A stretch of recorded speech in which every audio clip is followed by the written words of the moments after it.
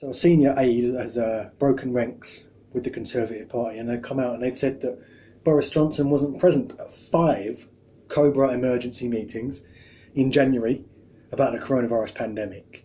This was 2 whole months before Boris Johnson actually decided to do something about the coronavirus issue. Now, in this kind of weird post-Brexit, post-truth sort of environment, Orwellian type political class that we've got at the moment, this kind of society that they've created, that's going to be defendable somehow. There's always going to be some excuse, no matter what Boris Johnson does, no matter what failures he manages to pull off, no matter how many people die because of his complete idiocy and complete failure to lead, there's always going to be some kind of excuse, some kind of something offered to pass the blame from Boris onto somebody else. Because Boris is untouchable, don't you know? The most diehard of his followers seem to be willing to ignore everything. I think what Trump said about he could stand in the middle of Fifth Avenue and shoot somebody and get away with it is very apt, even for our own sort of Poundland Trump that we've got. Anything he says, anything he does, anything that he fails to do, anybody he neglects, there's always going to be some excuse offered to pass the buck from Boris onto somebody else. For instance, I was having a conversation on Twitter earlier today about Boris Johnson failing to sign up the UK for the EU's stockpiling programme, which is where they stockpile medical supplies.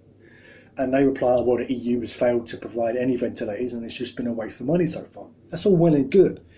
But when Britain failed to sign up to this initiative, nobody knew how well or not so well the programme was going to do. There was no excuse not to sign up for that programme. And I mean, okay, we could have put millions of pounds into this programme and it could have failed, but what's millions of pounds to a man who allows billions to sit offshore anyway? But he failed to do so out of pure flag waving. Britain, we're Brexit Britain. We don't need the EU for anything. It was pure pride, pure egotism. And still people are finding ways to defend him.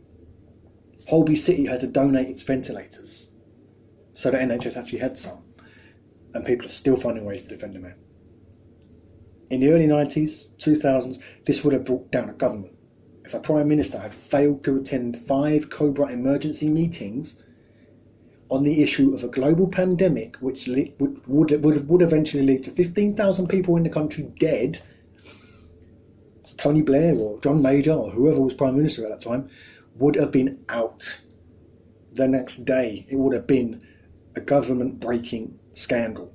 But because it's Boris, everybody seems to just ignore. Because it's lovable, bumbling Boris who just waffles and he's likeable and he's got the sort of everyday man type persona. He's not this slick, quick-talking politician who's got all these complicated phrases and words and uses 30 words when 3 will do.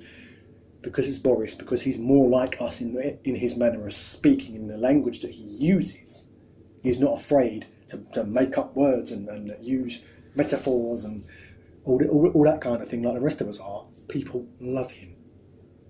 And I know there's some people out there who are going to be like, oh, well, you're just saying, the voters are thick for voting for this man, etc., etc. It's not the case at all. It is very easy when you have a mass media that will produce one image, one perspective, and it will produce it across the whole board. It is very, very hard for even the smartest of people not to fall into the trap and buy it. So when the mass media portrays Boris as this lovable, bumbling buffoon who, he's just a clown, just a funny character, it is very hard not to fall into the trap. And I think even people that have never voted Conservative before, or never voted in their lives, somehow they still support Boris because of the image in the mass media. And Boris can get away with anything. Thanks for watching. I'll see you next time.